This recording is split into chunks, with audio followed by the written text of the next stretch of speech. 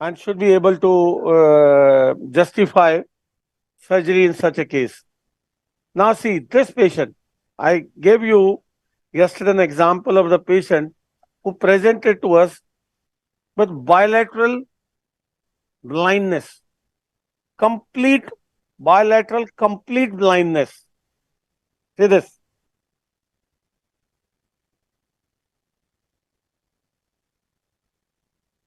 First, let me show you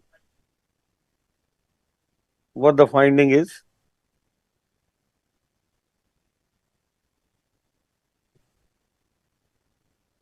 Yes. See this.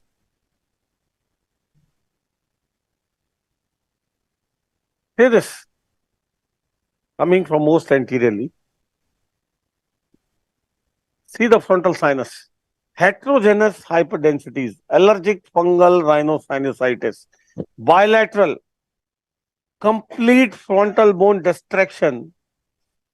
Now the brain is coming behind. All this is, expanded frontal sinuses with all surrounding bone destroyed, completely destroyed because of the pressure. Now, going behind, see the supraorbital cell.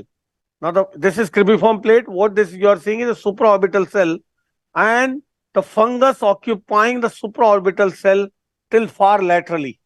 See this? Far laterally. Going behind, this is posterior all eroded. Everything eroded. Now going in the sphenoid, and see this is the optic now on both sides, embedded in the fungal mass, embedded in the inflammatory mass. See this completely embedded in the fungal mass and presented with bilateral blindness.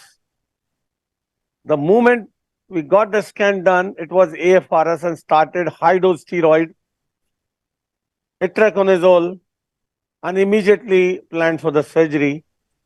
And this entire fungus, everything removed, full dose steroid and antifungal given for few days to reduce the inflammation, and this patient recovered completely. Complete recovery of the vision was there in this patient. So this how these sometimes the AFRS present so massive.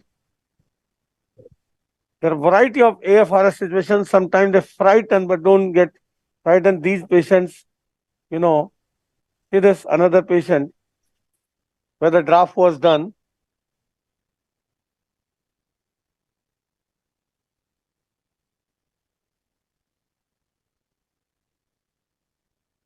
See the see the condition of the frontal sinus.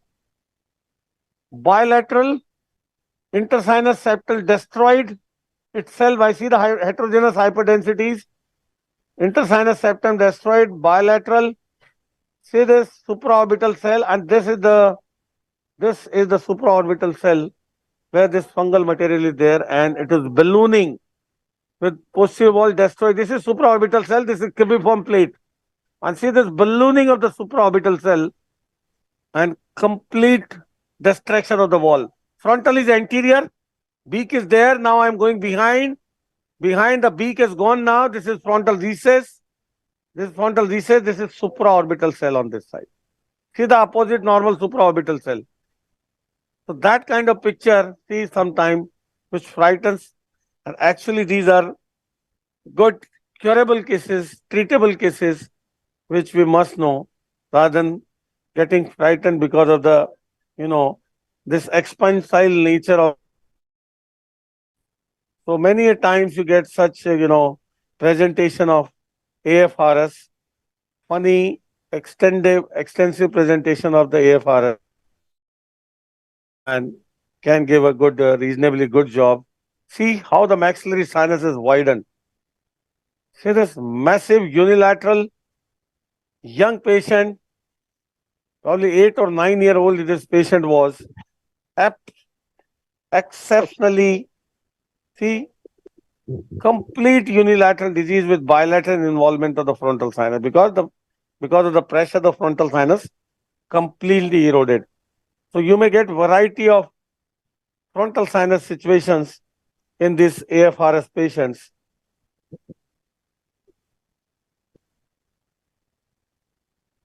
Another patient with massive disease in the sphenoid sinus. See the sphenoid sinus with complete lateral recess involvement. See the pterygoid process is pneumatized, the lateral recess, and this fungus is occupying the lateral recess. Bilateral sphenoid, yet the disease unilateral. The primary disease is unilateral because of the destructive nature, the septum, intersinus septum destroyed and involving bilateral.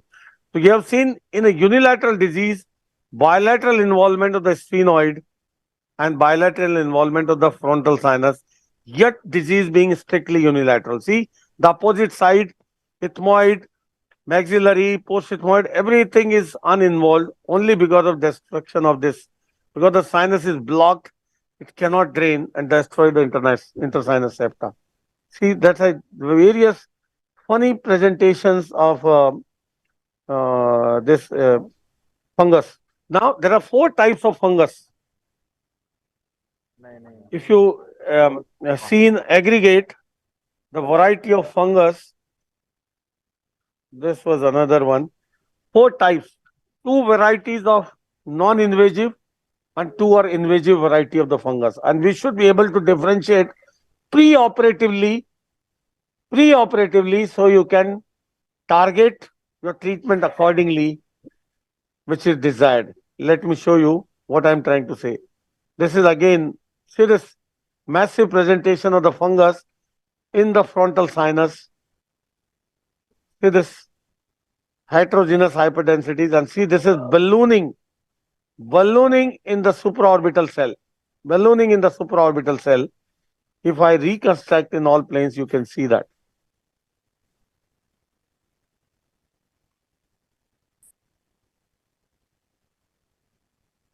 See this fungus in the sagittal plane, it is so ballooning, pushing the dura behind, ballooning. See this fungus, all fungus material in the frontal sinus. This is frontal sinus above, and this is the supraorbital cell, which is ballooning up. So there are a variety of situations, funny situation you may come across. So what I was trying to say, there are four, variety of fungus situations one can come across, two non-invasive and two invasive varieties of fungus. Now, which is how to differentiate between the invasive and non-invasive, and how to differentiate if the fungus is existing on, radiology. On CT scan, you can see the heterogeneous hyperdensities, but in certain situation, even in the such sinonasal situation, you need MRI. Right? MRI is so informative. So when the MRI is indicated, we have seen since yesterday only CT. Only when the disease is extending beyond the confines of paranasal sinuses, when you have doubts on diagnosis, if you have something doubt on the existing diagnosis, confirm with the MRI. Or when funny presentations in immunocompromised patient, there could be somewhere more extensive disease beyond the confines and which may present as a surprise later on, and MRI can clarify before you start your treatment. And once you have sometimes unusual symptoms, which is not, justified by the present CT scan, you can get MRI done. And once you have something, complicated, intraoperatively, postoperatively, or preoperatively, patient presenting with complications, you can get MRI done. So there are indications for MRI for fungus particularly. Let me show you. See this particular patient. See this on CT scan, a patient present like this with erosions of the walls of sphenoid. This frightens the surgeon.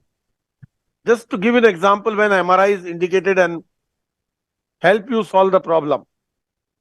See this, it looks like could be some tumor. CT cannot differentiate in the soft tissue masses,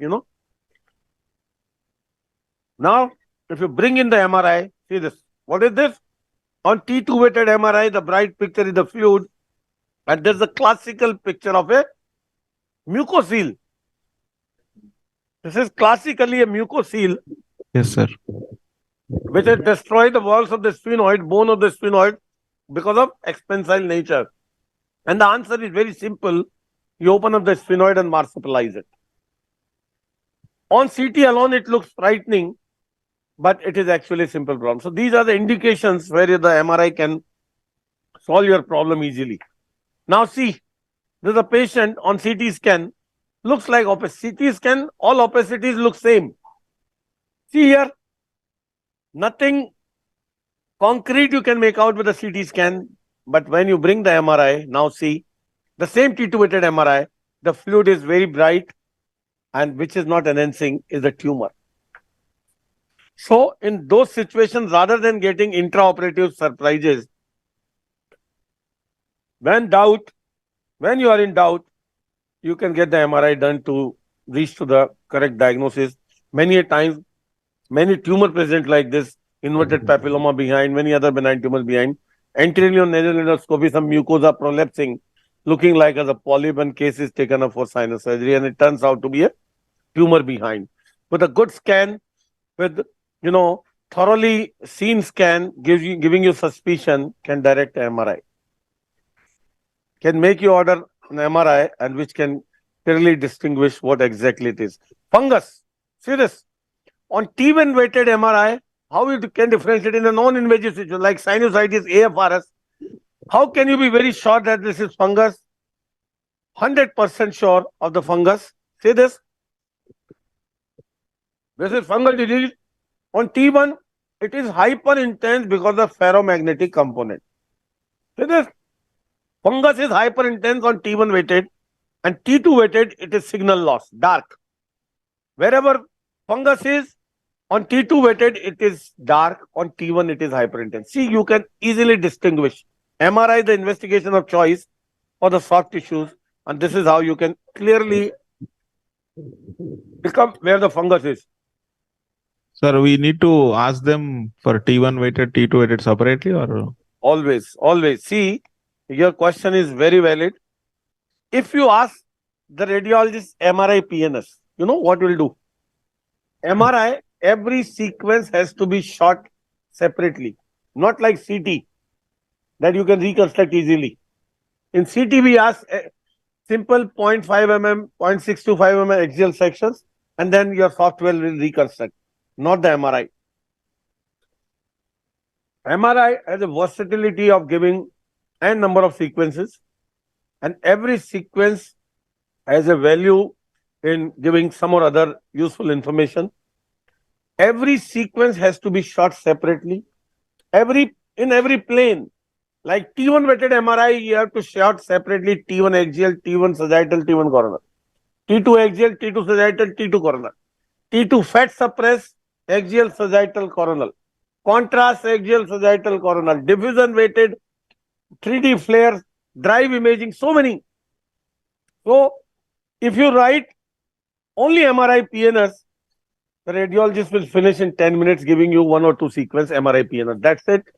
Without doing all those sequences, it takes time. With a proper MRI, we want, like we prescribe in our format, that we want T1 multiplanar, T2 multiplanar, T2 FET suppress, contrast, drive, diffusion, there. It takes more than 1.5 hours, and it costs also. So the onus is on the surgeon to acquire proper information, is to write what sequences are required. So whatever you are suspecting, accordingly, order the MRI. Otherwise, you will, in spite of getting the MRI, you're not going to get the desired information. Now see, or T1 weighted, hyper intense on T1 and signal loss on T2. This is nothing else than fungus. I hope it is very clear. Yes, sir. Now, I'll give you certain examples of fungal sinusitis. See this again. See this again on T1, full of disease, and T2, absolutely normal. Like there is no disease.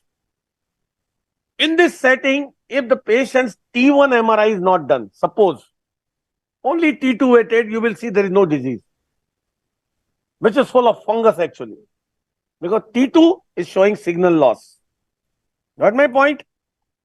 In situation when you don't have adequate imaging, you can be in big trouble. A complete signal loss on T2 like there is no disease at all. It's full of fungus. So there are four variety of fungal situations. Four varieties. Non-invasive, invasive. The simplest among non-invasive is the fungal ball. We call it fungal mycetoma, where fungus somewhere on inhalation trapped in one of the sinus. But patient is not allergic to it, so it is not giving any reaction. Because of the non-drainage, the fungus is accumulating there and you may find the sinus full. So most of the time you'll find isolated sinus involved. अभी देखते हैं बुला के दिखा रहे मेरे को कैटवा बोलो लगा है मेरे को देखो. So one of the sinus is involved and not giving any problem except when it is completely blocked and give some symptom. And the answer is just open that given unilateral sinus rather than doing an entire full house FESS or something, because this is localized disease, non-reacting, that is fungal ball, non-invasive. Second is allergic fungal sinusitis, which we have been discussing since yesterday, is a different endotype with massive allergic reaction, eosinophils coming into the action and giving that classical picture of, heterogeneous hyperdensities, bone erosion, massive, extra sinus involvement, pushing the borders, not invading. Then our invasive fungal sinusitis, which are broadly divided into two categories, acute and chronic. See, this is allergic fungal sinusitis. Now, see, this is so many bone erosion this is giving, but yet it is non-invasive. What is invasive? Chronic invasive? You will see minimal sinus disease and more extra sinus disease. Say this, minimal ethmoidal sinusitis, but the disease is going inside the orbit.